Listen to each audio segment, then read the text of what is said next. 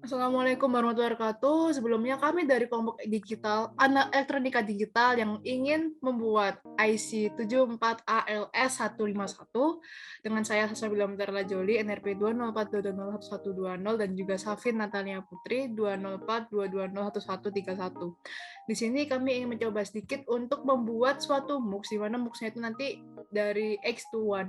Jadi karena MOOCs ini adalah suatu fungsi di mana fungsi tersebut itu akan berperan sebagai seperti if, rangkaian if atau or di suatu pemrograman. Begitu juga dengan di rangkaian elektronika digital, multiplexer X1 ini juga seperti itu. Next. Nah, dan secara umumnya, multiplexer itu suatu rangkaian logika yang dapat menerima beberapa saluran data input yang mestinya terdiri dari 1 bit atau lebih dan secara paralel.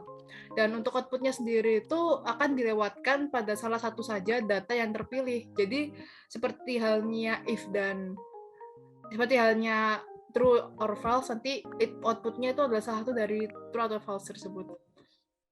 The next. Dan untuk IC yang kita ingin untuk buat multiplexernya adalah IC 74ALS151, dan dari dataset yang kita dapatkan terdapat function table yang kita dapatkan seperti ini, truth table-nya. Lalu untuk rangkaiannya sendiri kami dapatkan dari datasetnya berbentuk seperti ini, ada tiga baris seperti yang ada pada gambar sesuai dengan dataset IC yang kita cari di internet. Lalu next, untuk yang kami buat dari timing diagramnya terlihat pada gambar berikut ini. Next. Dan juga untuk Verilog atau kode dari IC 74AL5S151 multiplexer ini terlihat pada DSCH yang sebelah kiri dan juga microwin pada sebelah kanan. Jadi setelah kami buat di DSCH, kami pindah Verilognya ke microwin. Lalu untuk layout area pada microwin sendiri bisa terlihat pada gambar.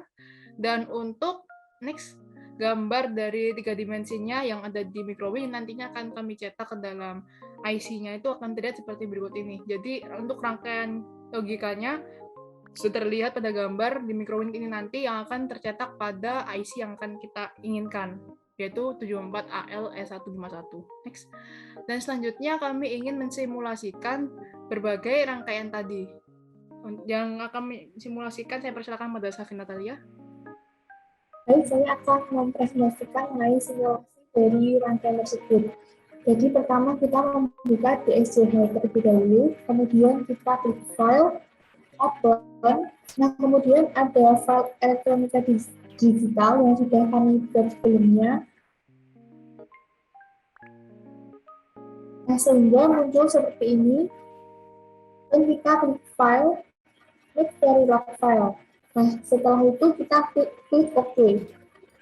Setelah itu kita ke microwin dan kita klik compile Verilog file. Dan ini kan tidak ada filenya, jadi kita harus rubah dulu ke all files. Nah, ada elektronika digital, kita klik yang .v. Nah, setelah itu kita agak turunan ke bawah. Nah, klik compile. Compile ini saya 36/36 dan no error. Setelah itu klik X. Dan sehingga memunculkan seperti ini. Dan seperti dijelaskan oleh Jody pada slide sebelumnya. Dan untuk mengambilkan 3D-nya, kita klik ini. Klik. Setelah itu kita akan melihat prosesnya step by step. Ini step-nya. Jadi ada banyak step di sini.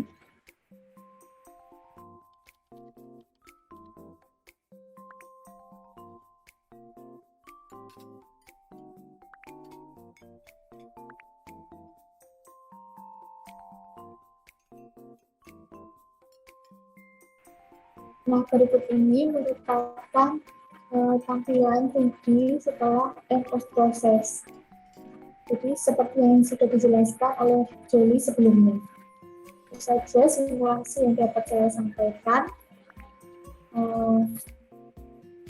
Terima kasih atas perhatiannya. Mohon maaf apabila terdapat salah kata. Wassalamualaikum warahmatullahi wabarakatuh.